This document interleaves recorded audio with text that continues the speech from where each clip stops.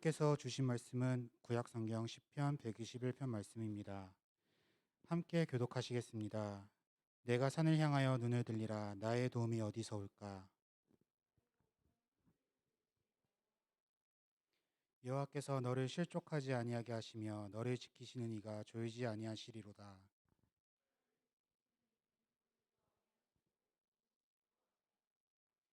여호와는 너를 지키시는 이시라. 여호와께서 내 오른쪽에서 내 그늘이 되시나니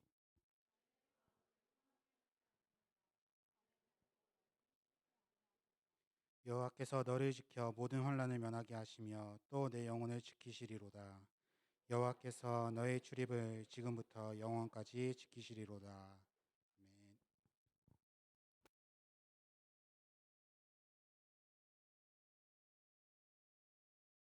기도하겠습니다. 사랑이 많으신 아버지 하나님 감사합니다. 오늘도 우리에게 귀한 자리, 은혜의 자리, 하나님을 대면하는 자리에 우리를 불러주시고 주님의 말씀 가운데에 아버지 앞에 찬양으로 영광 돌리는 주님이 찬양하는 자로서 세워주시니 감사합니다. 우리가 상한 심령입니다. 아버지, 세상 가운데서 우리는 많이 상처받았습니다. 오늘 이 예배 가운데에 우리의 상한 심령 그리고 상처받은 영혼 주님이 어루만지시고 또 하늘의 은사로 하늘의 은혜로 충만케 채워주시는 그런 놀라운 역사가 일어나는 예배가 될 수 있도록 인도하여 주시옵소서. 예수님 이름으로 기도합니다. 아멘. 반갑습니다. 반갑습니다. 여러분 너무 무게 잡지 마세요. 목소리가 너무 무거워요. 가슴이 웅장해지는 기도였습니다. 대표 기도. 가슴이 웅장해졌습니다. 디아스포라의 어떤 미래를 막 예언하는 듯한 그런 기대를 품게 하는 기도였습니다. 근데 제가 신실한 주의 종 김선태 목사님이 얘기할 때에는 고개를 숙였습니다. 내가 신실한가 이런 생각을 다시 한번 해보게 됐습니다. 누가 나한테 제가 목사이기 때문에 신실하냐? 라고 얘기하면 아닙니다. 목사이기 때문에 저 신실하지 않습니다. 예. 저도 물질 때문에 고민하고 저도 애가 나를 열받게 하면 분노하고 또 우리 와이프랑 저도 부부싸움 합니다. 오라니요. 다 합니다. 할 거. 여러분들이 하는 거 다 하고 그렇습니다. 근데 제가 이 얘기 잠깐 좀 우리가 릴렉스하게 또 평안하게 또 예배 가운데 말씀 가운데로 나아가고자 잠깐 저의 이야기 잠깐 드릴게요. 가끔 드리면 좋을 것 같아서. 제가 예전에 이제 서울에서 면목동 그 강북이죠. 면목동이라는 지역에서 전도팀을 맡아서 전도를 한 적이 있었어요. 근데 전도팀을 맡아서 전도를 하는데 그래도 저는 30대 후반, 40대 초반이니까 젊잖아요. 근데 제가 이제 리더해서 가야 되는 전도팀은 권사님 할머니들이란 말이에요. 그러니까 어떻게 합니까? 제가 막 찬양도 막 더 힘있게 하고 권사님들 입 뻐끔뻐끔만 해도 저는 막 군인 행진하는 것처럼 이제 찬양을 하면서 나아가는 거죠. 근데 거기에서 제가 그렇게 열심히 전도팀을 리드할 때에 어, 저에게 맡겨진 지역이 있었어요.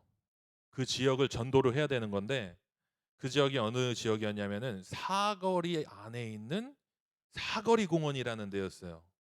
시장 안에 면목 시장 안에 있는 사거리 공원이라는데 거기 날마다 오는 할머니들 할아버지들이 있는데 할머니 할아버지들은 절 되게 좋아요. 잘생겼다고 키 크다고 옛날 스타일이라고.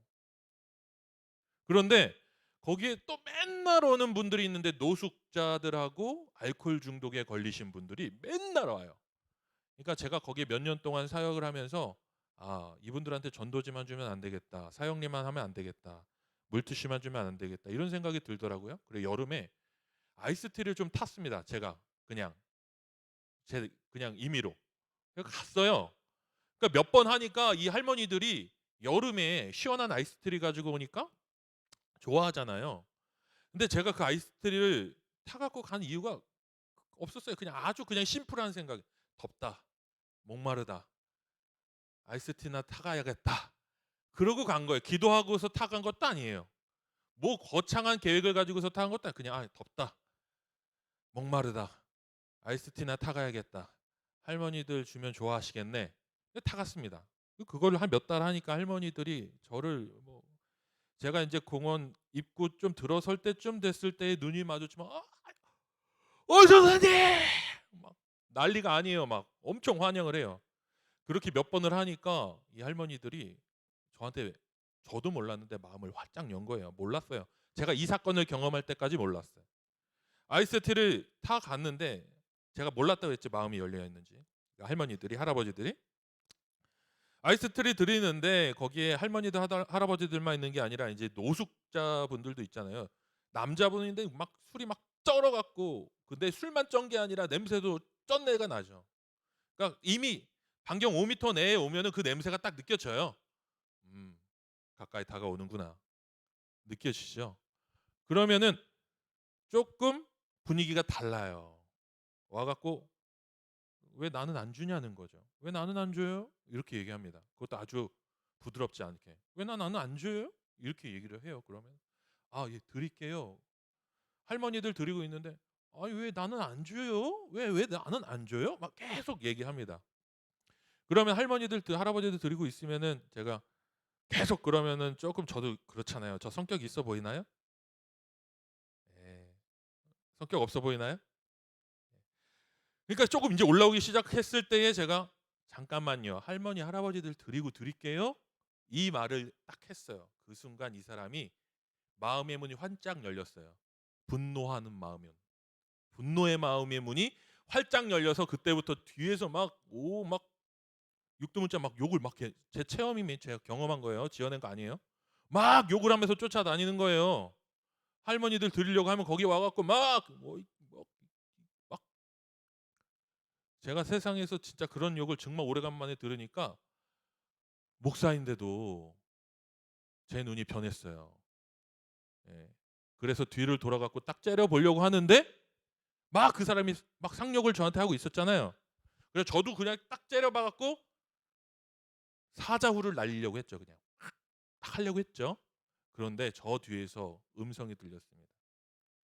휠체어를 타고 늘 오시는 할머니가 한 분 있어요. 근데 제가 그 할머니한테 "할머니 한번 교회에 와 보세요. 또 더우니까 교회 와서 좀 그 에어컨도 좀 쐬세요." 이렇게 가끔 얘기하는데 할머니가 "내가 이 꼴로 이 휠체어 끌고서 전동 휠체어 끌고 교회를 어떻게 가?" 맨날 이랬던 할머니인데 내 뒤에서 들리는 그 웅장한 장군 주의 군사와 같은 목소리로 "야 이놈의 새끼야! 야 이놈의 새끼야!" 그 할머니가 욕으로 이 사람을 이겨버렸어요. 그러니까 이 사람을 욕으로 이겨버렸어요. 그러니까 술 취했는데 정신이 없는데도 이 사람이 막 욕을 하도 먹으니까 막 그러다가 이렇게 얘기했어요. 그 할머니한테. "아니 저 사람이 뭔데 저렇게 좋아하고 왜 이렇게 편을 드는 거예요?" 딱 이렇게 그 사람이 그렇게 얘기했거든요. 제가 딱 근데 이 할머니가 그때 이렇게 얘기했습니다. "예수님 같은 분이요. 예수님 같은 분이요." 딱 이러는 거예요. 그 얘기를 듣고서 제가 고개를 숙이고 할머니한테 얘기했습니다. "할머니 그 정도는 아니고요." 네, 이렇게 얘기를 했던 기억이 갑자기 떠오르네요. 신실하신 종이라고 얘기를 하니까 제가 그때 그 사건이 떠오릅니다. 저도 똑같고 여러분하고 똑같습니다. 여러분도 저하고 똑같잖아요. 예. 세상 살면서 열받은 일이 있으면은 열이 올라오고 막 욕하고 싶은 상황이 있으면 입 여기 그 목근육까지 여기 올라오고 정말 황당한 사람 만나면은 정말 내가 진짜 살다 살다 저런 사람도 만나네 이런 경험들 여러분이나 저나 우리가 살면서 다 겪잖아요. 그런데 제가 왜 이 말씀을 드리냐면은요. 그럼에도 불구하고 우리가 그리스도 안에서 정말 살아가다 보니 누군가가 나의 모습 가운데서 예수 그리스도를 발견할 때가 있더라는 겁니다. 음. 여러분 특별한 사람이 예수 그리스도의 형상을 드러내는 것이 아니라 우리가 예수 그리스도 안에 거할 때에 우리 안에서 예수 그리스도가 드러난다는 것을 저는 종종 경험합니다. 지금 내 모습이 예수 그리스도의 모습이 안 나타나는 것이 문제가 아니라 내가 지금 예수 그리스도 안에 거하고 있느냐, 그게 가장 본질적인 문제라는 것을 말씀드리고 오늘 말씀을 좀 나누려고 합니다. 여러분에게 묻고 싶습니까? 지금 여러분 어디에 계세요? 지금 여러분들이 서 있는 자리가 지금 어디입니까? 공간적이든 물리적이든 영적인 자리이든 내가 서 있는 자리가 어디인지 여러분 알고 계십니까? 알고 계세요? 혹시 여기에 특수부대 나오신 분 계십니까? 특수부대? 예, 좀 특별한 부대, 뭐 특전사, 뭐 특공대, 뭐 UDT, 뭐 이런 데 나오신 분 계세요? 없으니까 조금 제가 아는 척 좀 할게요. 예, 아는 척 좀 하겠습니다.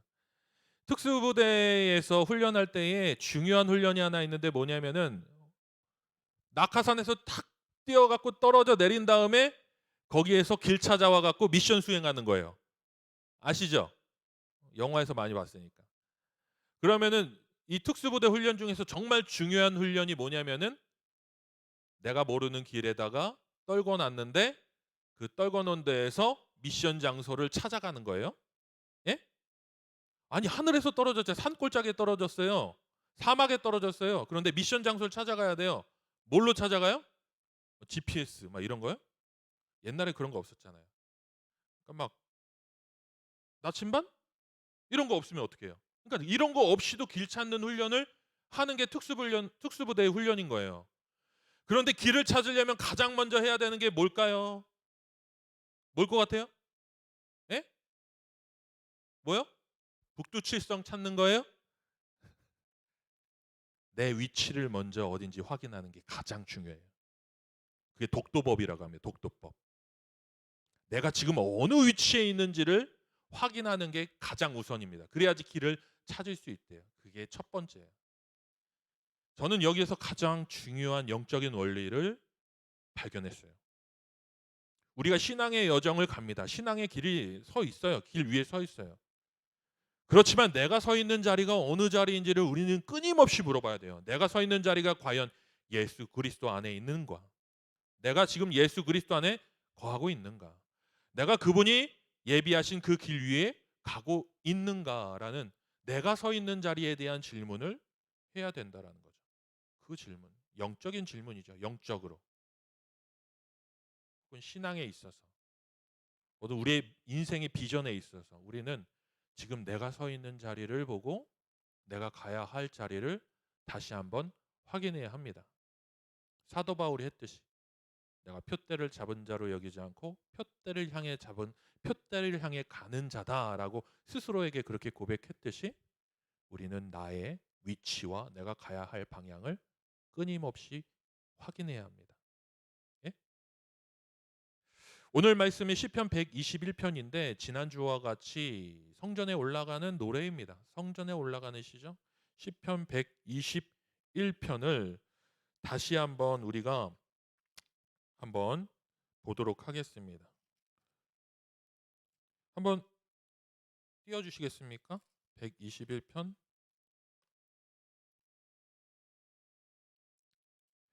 우리 같이 한번 읽어 보도록 하겠습니다. 121편 1절 2절이요. 1절 2절 시작. 내가 산을 향하여 눈을 들리라. 나의 도움이 어디서 올까? 나의 도움은 천지를 지으신 여호와에게서로다. 이렇게 얘기합니다. 시편 기자가 이렇게 얘기하죠. 여러분들에게 다시 한번 말씀드리지만 여러분들이 신앙의 여정에서 내가 조금 방황하고 있다, 흔들리고 있다, 좀 많이 요동치고 있다라고 생각하시는 분들에게는 시편 120편부터 134편을 많이 묵상하라고 말씀드리겠습니다. 시편 120편부터 134편이에요.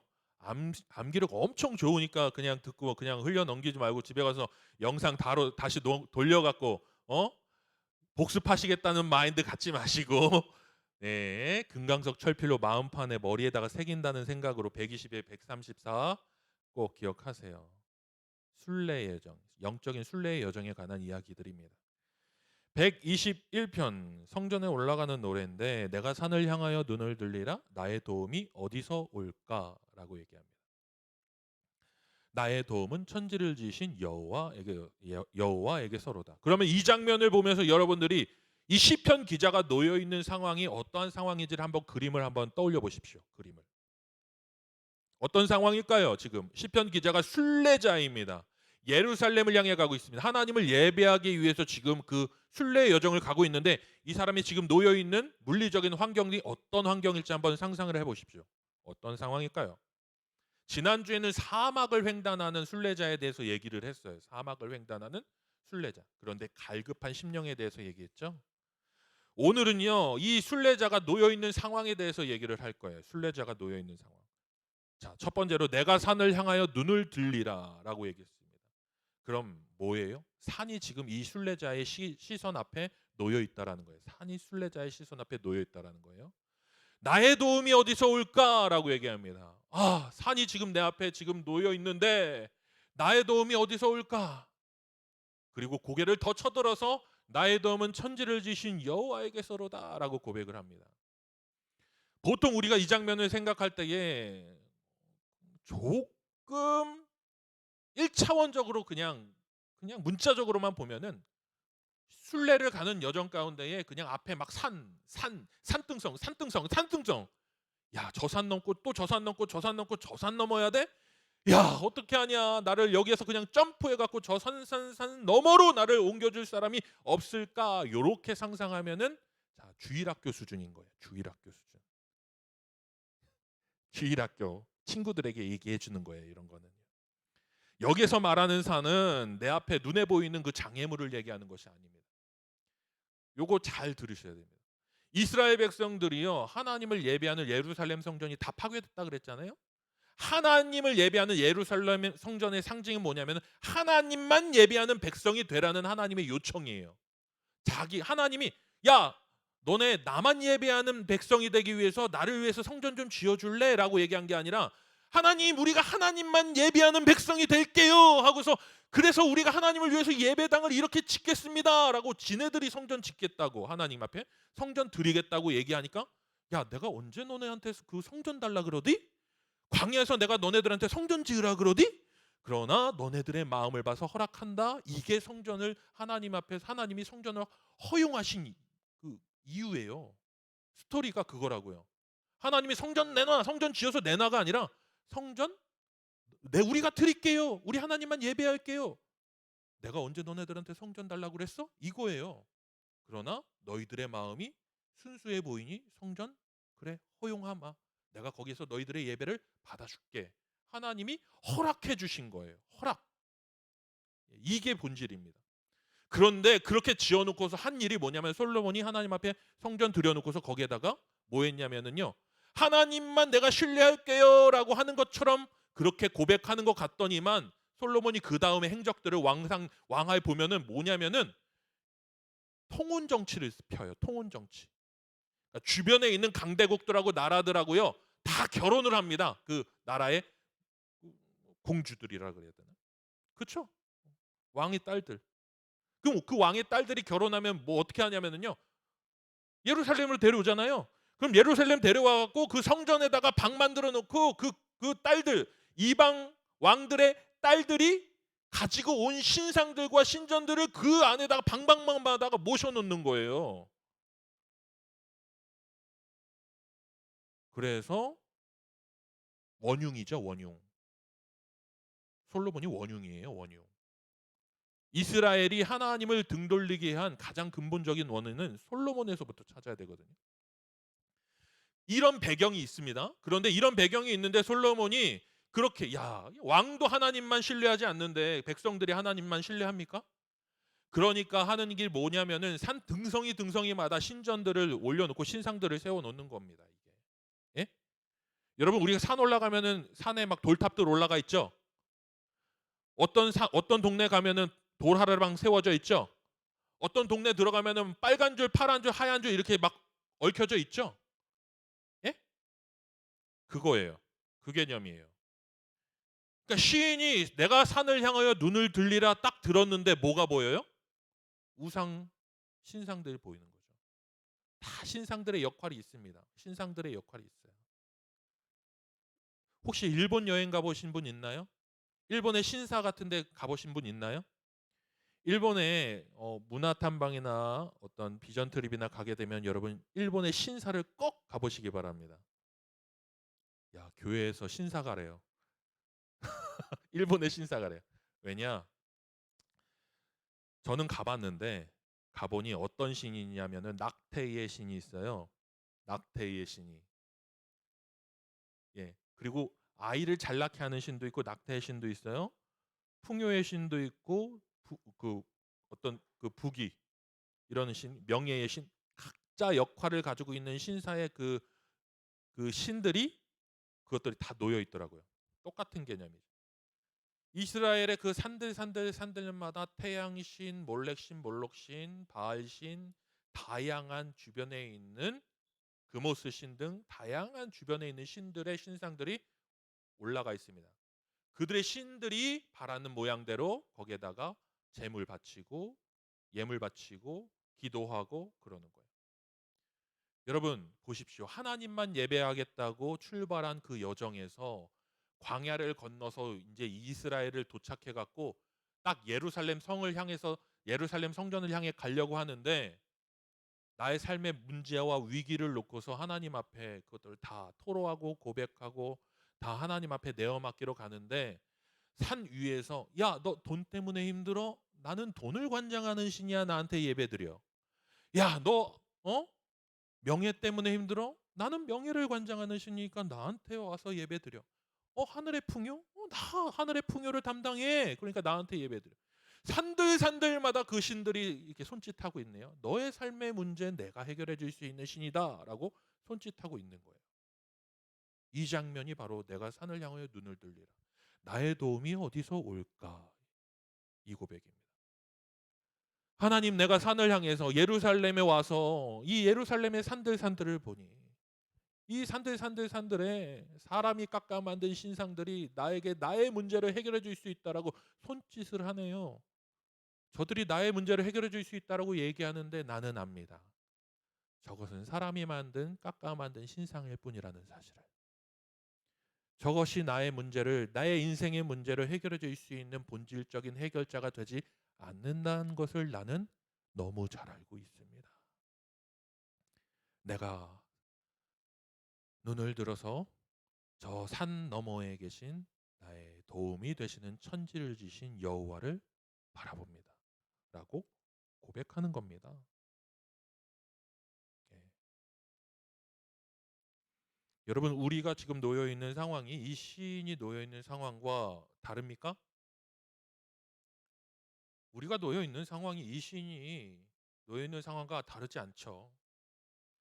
우리가 이곳에서 하나님을 예배하기 위해서 나아왔지만은 여러분, 내 마음 가운데에 내 삶의 경험을 돌이켜서 내가 판단할 때에 내 지성이 판단할 때에는 하나님이 나의 인생의 본질적인 문제를 해결해 주실 수 있는 분이라는 고백보다는 현실의 여러 가지 이해관계를 놓고 해결하고 생각하고 풀어 나아가려고 하는, 그리고 세상 가운데서 야, 너 성공하고 싶으면은 코시바, 너 성공하고 싶으면은 적어도 이 정도 학교에 들어가서 너의 스펙을 이 정도는 쌓아놔야지 돼.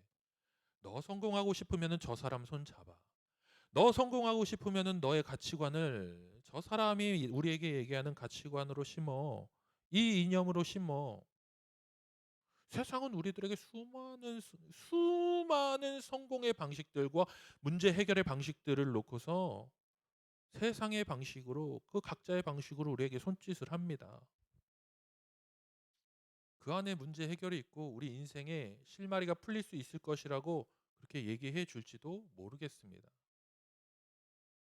그러나 적어도 그리스도인, 바로 예수 그리스도의 십자가 안에서 부름받은 우리에게 있어서 그 관점은 시인이 고백하는 저 고백 안에서 결코 정답이 될 수는 없습니다.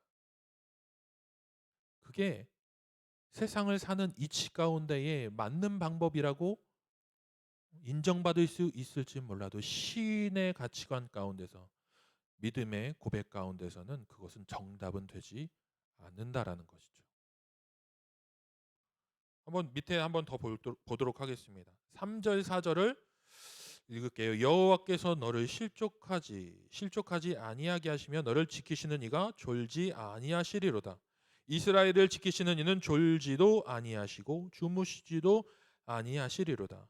여호와는 너를 지키시는 이시라. 여호와께서 내 오른쪽에서 내 그늘이 되시나니 낮에 해가 너를 상하게 하지 아니하며 밤의 달도 너를 해치지 아니하리로다. 여호와께서 너를 지켜 모든 환난을 면하게 하시며 또 내 영혼을 지키시리로다. 여호와께서 너의 출입을 지금부터 영원까지 지키시리로다. 아멘. 아멘이신가요? 아멘이 되기를 바랍니다. 마지막 구절 같이 한번 읽어보겠습니다. 8절 시작. 여호와께서 너의 출입을 지금부터 영원까지 지키시리로다. 아멘. 오늘 말씀의 제목이 섭리예요. 나의 도움이 어디서 올꼬? 라고 얘기했는데 섭리라는 제목을 가지고 있습니다. 여러분, 섭리가 뭘까요? 섭리. 혹시 섭리에 대해서 나는 좀 이해한다 하시는 분 있으세요? 섭리. 오묘하고 기묘하고 신묘막측하고 막 이런 거 얘기하는 걸까요? 예? 이야, 어떻게 이런 일이 오묘하다. 이게 섭리일까요? 예, 이거는 좀 형용하는 거잖아요. 그럼 섭리의 반대. 이거 섭리도 이해가 안 되는데 섭리의 반대가 뭘까요? 섭리의 반대. 이 말씀드릴게요. 섭리의 반대는 유기입니다. 유기. 유기 뭐죠? 유기는 유기견 할 때 뭐죠? 유기견. 유기당했다, 버림받았다, 방치됐다라는 뜻이 유기예요. 그러니까 우리가 어떤 인생을 살더라도 전혀 누구도 신경 쓰지 않고 그냥 내가 아파도 만져줄 사람이 없고 힘들어도 격려해 줄 사람이 없고 내가 지쳐도 나에게 에너지를 공급해 줄 어떠한 물리적인 공급자도 없는 상태, 돌봄받지 못하는 상태가 유기예요. 유기. 이거는 굉장히 신학적인 용어긴 합니다. 조지신학적인 용어. 유기. 그럼 유기의 반대가 뭐죠? 섭리예요. 뭐죠? 섭리. 자, 이 정도 우리가 기억합시다. 섭리와 유기의 관계를 좀 말씀을 드릴게요. 섭리를 여러분들에게 좀 이해하기 쉽게 좀 여러분들에게 전달해 드릴게요. 제게는 아이가 2명 있습니다. 애가 2이 있어요. 한 명은 하범이고 둘째는 로아예요. 근데 이 하범이하고 로아 중에서 누가 다 저를 정말 더 열받게 하냐면은 하범이에요. 예, 하범이가 정말 저를 열받게 많이 하는데 하범이가 5살인데 얘가 자기가 원하는 것이 생기면은 진짜 끊임없이 찾아와서 요구를 합니다. 아빠 놀아주세요. 아빠 놀아주세요. 아빠 놀아줘. 왜 안 놀아줘? 같이 놀고 있습니다. 막 놀고 있는데도 갑자기 아빠 왜 안 놀아줘? 이래요. 놀고 있는데도 왜 아빠 안 놀아줘? 이럴 정도로 자기가 원하는 것에 대해서 그런 것들이 있어요. 근데 여러분 자전거 타보신 적 있으세요? 자전거? 자전거 탈 때 처음 배울 때 기억나십니까? 그러면 제가 자전거 말고 그네 한번 타볼 때 그네 처음 탔을 때 기억나세요? 저는 그네를 탔던 기억보다 그네를 막 정말 타는 어떤 형이 있었어요. 저 어렸을 때. 근데 이 형이 정말 그네를요 막 단오날 이렇게 한 바퀴 돌듯이 확 이렇게 타는 형이었어요. 야, 어렸을 때 보는데 야, 그래 그네를 저렇게 탈 수도 있구나 이러면서 보다가 제가 딴 생각을 하면서 그 그네 타는 형 앞으로 지나갔다가 그네 타는 형이 올 때에 그 발에 턱을 맞아 갖고 붕 떠서 날아 갖고 땅에 딱 떨어진 기억이 있습니다. 지금도 아주 생생해요. 그때 아, 그네는 무서운 거다라는 것을 이제 제가 인식하게 됐죠. 근데 얼마 전에 우리 첫째가 저한테 아빠 그네 타고 싶다고 그러는 거예요. 그래서 제가 어떤 생각이 들었을까요? 타고 싶대요.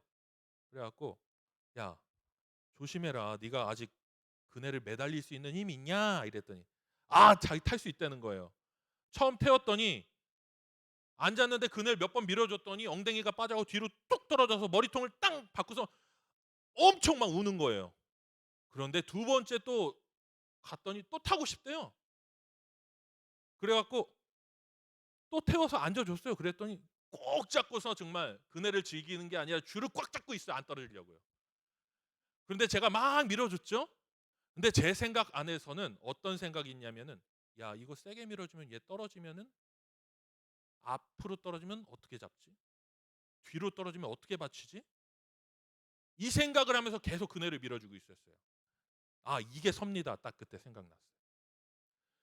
이 정도 시각에서 앞으로 가는 아들의 그네 타고 있는 아들이 앞으로 가는 것과 뒤로 가는 것을 다 지켜보고 있는 거예요. 뒤로 떨어졌을 때 넘어질까? 앞으로 나아갈 때 앞으로 날아가면 어떻게 잡지? 얘가 앞으로 가든 뒤로 가든 항상 이 정도 높이에서 모든 상황을 고려하고서 긴장하면서 있는 거예요. 이게 하나님의 섭리가 아닌가?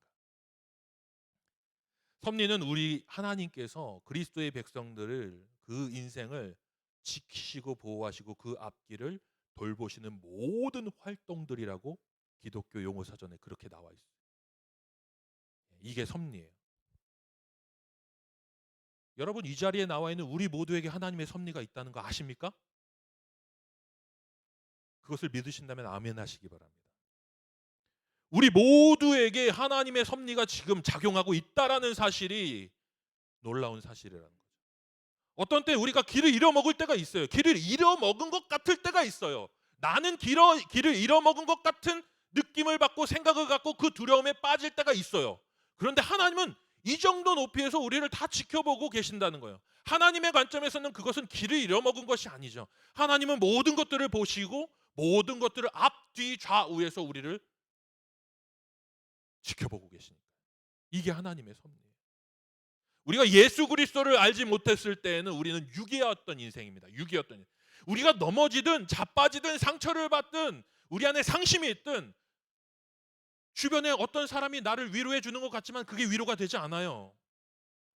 누가 나를 치료해 주는 것 같지만 치료가 되지 않아요. 그 상태가 유기예요.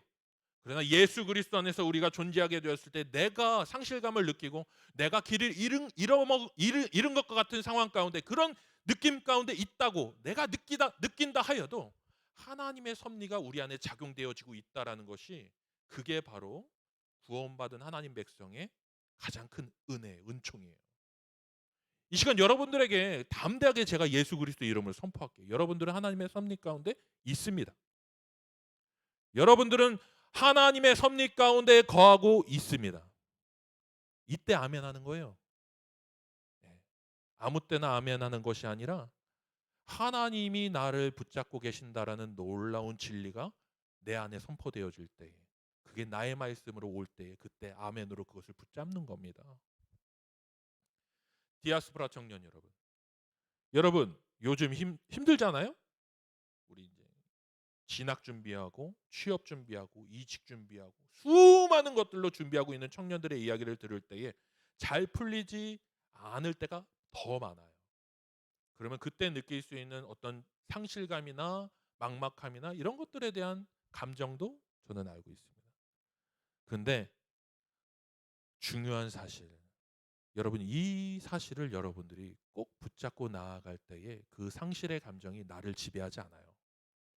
넘어졌을 때의 그 절망감이 나를 엄습할 수 없습니다. 지배할 수 없습니다. 이 사실을 우리가 붙잡게 되었을 때 하나님의 섭리가 내 안에 작용하고 있다. 아멘이십니까? 힘들어도 여러분 이 말씀이 여러분들의 말씀이 될 수 있기를 바랍니다. 마지막으로 가장 중요한 얘기 중에 하나일 수도 있는데 이 말씀을 통해서 오늘 말씀을 마무리하려고 합니다. 시인이 지금 살고 있던 이 시대의 가장 큰 위협, 영적인 위협의 존재가 누구냐라고 얘기하면 누구일 것 같아요? 여러분, 시인이 살고 있는 이 당시에 하나님을 가장 위협할 만한 존재, 위협도 안 되지만 사람들이 생각할 때에 가장 위협할 만한 존재라고 한다면 어떤 존재가 있을까라고 얘기하면 시인은 바벨론에서 지금 예루살렘으로 향하고 있는 디아스포라일 가능성이 가장 커요. 예? 포로로 끌려가서 거기에서 71회를 살고 지금 돌아오는 디아스포라일 가능성이 가장 크다고요. 예? 그러면 거기에서 수많은 문화들과 우상들과 바벨론의 가장 끝판왕 신들을 이미 경험했습니다. 그 저번 주에 제가 말씀드렸던 마루둑이라는 신이 바벨론에서 가장 강력한 신이었다고 얘기했어요. 길가메시 설화일 거예요. 그러니까 굉장히 오래된 설화죠. 성경보다 더 역사적으로 더 오래된 문헌이 남아 있다고 얘기해요. 돌판에 뭐 그런 것들이 새겨 있다고 하는데 성경은 그게 존재하지도 않아요. 성경은 원문이 존재하지도 않습니다. 존재하지도 않는다는 건 뭐냐면은 이게 더 오래됐는지 더 나중됐는지 누구도 판단할 수 없을 정도로 되어 있다라는 거예요. 그러니까 그것 때문에 흔들릴 필요는 없죠. 그런데 그것들을 다 경험하고서 예루살렘으로 오는 사람들에게 가장 큰 위협이 뭐냐면은 이 마르둑이라는 신이요, 고대 근동에 곳곳에 퍼져 있어요. 그래서 가나안 땅에서는 어떤 신으로 자리 잡고 있냐? 이름이 바뀌잖아요. 여호와 야훼. 예? 무슨 말인지 아시겠죠? 여호와 야훼. 같은 하나님인데 발음이 다르죠? 지저스 예수 다르죠? 예? 그리스도 다르잖아요. 그것처럼 가나안 땅으로 돌아오면은 이 마르드라는 신이 어떤 신으로 뿌리를 내냐면 바알, 바알로 뿌리 내려요. 바알로. 바알 신이에요. 가나안에서. 이 바알 신화하고 이 마르둑 신화하고 일치하는 내용들이 굉장히 많은데 뭐냐면은 하늘을 주관합니다. 풍요를 주관해요. 그러니까 고대 근동에서 이 바알 신을 숭배한다는 것은 성공, 명예, 모든 것들을 쟁취하기를 간절히 바란다는 거예요. 예? 무슨 말인지 아시겠습니까? 오늘날 시대에 가장 힘 있는 게 뭐죠? 뭐예요? 비트코인이죠. 돈이죠. 돈. 돈. 만몬. 그런 개념인 거죠. 고대 근동에서 바알은. 그런데 오늘 시인이 뭐라 그러냐면은요. 낮에 해가 너를 상하게 하지 아니하며 밤의 달도 너를 해치 아니하게 하며 여호와께서 너를 지켜 모든 환난에서 그리고 너의 출입을 지금부터 영원까지 지키시리라. 예. 이 표현이 하나님의 신실하심을 얘기합니다. 신실하심. 신실하심. 신실하심이라는 이 표현 가운데 담겨 있는 의미는 모든 순간 우리가 시간을 가늠할 수 없는 그 1초 사이의 모든 쪼개고의 모든 시점들, 그 모든 순간에 일하시는 하나님에 대해서 얘기를 하고 있어요. 근데 고대 근동에 그리고 가나안 땅을 지배하고 있는 세계관 가운데서 바알의 사상이 가장 많이 뿌리내리고 있는데, 바알이 어떤 신입니까? 열왕기 상 18장에 보면은 엘리야 얘기 나오잖아요. 바알 숭배자들과 엘리야가 갈멜산에 결투하죠. 그런데 이 바알 숭배자들이 제단을 쌓고 하나님을 섬기는 엘리야가 제단을 쌓았어요. 혼자서. 그런데 하나님을 섬기는 엘리야 혼자서 제단 쌓고 바알 숭배자들이 제단을 쌓았어요. 아세라 선지자들하고 거기다 송아지를 올렸어요. 근데 엘리야 편에 있는 사람 누구였을까요? 없어. 관중이 없어. 이쪽에. 우리 편 이겨라 이게 없어 사람이. 근데 바알 편에 있는 사람들은 이스라엘 백성들, 이스라엘 왕, 바알 이러고 있는 거예요. 그러니까 엘리야 편에서는 지지하는 사람이 없어. 이쪽에 다 몰려 있어. 그런데 엘리야가 먼저 얘기합니다. 너네가 먼저 시작해. Let's go. Let's go 했어요. 그랬더니 거기서 바알 그 숭배자들이 막 춤을 추고 난리가 납니다. 제가 춤춥니다 지금. 난리 났어요. 춤을 추고 난리 났어요. 예? 난리가 났다고요. 그런데도 그렇게 떠들면서 북치고서 춤을 춰도 제단에 어떤 기미도 나타나질 않네. 그러니까 얘네들이 뭐 하냐면은 자기 몸을 막 학대합니다. 막 찢어요, 막 채찍질해요. 그러면서 비명을 질러요. 그래도 반나절이 지나도 아무런 요동이 없네. 그러니까 지켜보고 있던 사람들도 이제 쏴해진 거예요. 성경을 잘 보시면은 분위기가 그렇습니다. 이게 아닌데 이거예요. 느낌이. 그러니까 엘리야가 거기서 뭐라 그러냐면 하품을 딱 하면서 조롱을 합니다. 바알이 잠자고 있니? 외출하고 있니? 뭐 일 보고 있니? 묵상하고 있니? 딱 이거예요. 읽어보세요. 집에 가서 웃지 말고. 진짜요. 바알이 외출했니? 묵상하고 있니? 잠자고 있니? 깨워줄까? 깨워야 될 판이야. 조롱하는 겁니다. 성경에서 아주 노골적으로 그렇게 썼어요. 거기에 어떤 의미가 담겨 있냐면 우상들은요, 모든 순간 모든 시점에 그를 숭배하는 그 신도라고 해야 되나? 돌보지 않아요. 성경에 나와 있는 모든 우상들은 자기를 숭배하는 그 신도들을 24시간 모든 시점에 돌보는 신이라고 한 신도 그렇게 묘사되고 있지가 않아요. 여러분, 세상에서 나의 인생을 바꿔줄 수 있을 것만 같은 어떤 손, 키다리 아저씨, 내 인생을 책임져 주지 않습니다. 오로지 성경에서, 말씀에서, 복음에서 얘기하는 것은 우리를 모든 순간 지키시고 보호하시고 출입을 지키시는 분은 단 한 분, 여호와 하나님이시라고 성경은 우리에게 얘기해 주고 있다는 것이죠. 여러분, 두 가지 사실이 우리에게 지금 선포되어지고 있어요. 하나님의 섭리가 나에게 작용하고 있다. 하나님은 모든 시점, 모든 순간에 나를 주목하고 나를 보호하고 있다라는 사실이죠. 여러분, 이 놀라운 사실이 우리에게 든든함을 주지 않습니까? 마음이 막 웅장해지지 않나요? 내 마음 가운데 두려움을 몰아낼 수 있는 어떤 믿음을 주지 않습니까? 여러분, 이것을 우리가 아멘으로 받아야지 이 시대를 돌파해 나아갈 수 있습니다. 이 시대의 수많은 손짓들 가운데에서 현혹되어지지 않고 하나님이 우리에게 예비하신 비전과 하나님이 예비하신 그 인생의 목표를 향해서 달려갈 수 있습니다.